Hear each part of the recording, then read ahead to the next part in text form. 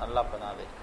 ایک دوست پوچھتے ہیں سویڈن سے، عامر صاحب، مولانا صاحب آج کل یوٹیوب پر ایک ویڈیو چل رہی ہے جس میں حضرت حجر بن علی رضی اللہ تعالی عنہ کے بارے میں دکھایا جا رہا ہے کہ بعض لوگوں نے ان کی قبر کو کھودا اور ان میں سے ان کا جسد مبارک باہر نکالا اور اس کی بے حرمتی کی۔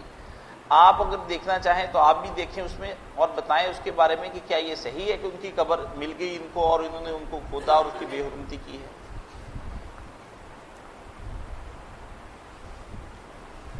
قبر کسی کی بھی تھی، کھودی کیوں اور اس کی بے حرمتی کی کیوں؟ یہ تو بات غلط ہی ہے نا، عام مسلمان کی بھی کی، پھر بھی کیوں کریں؟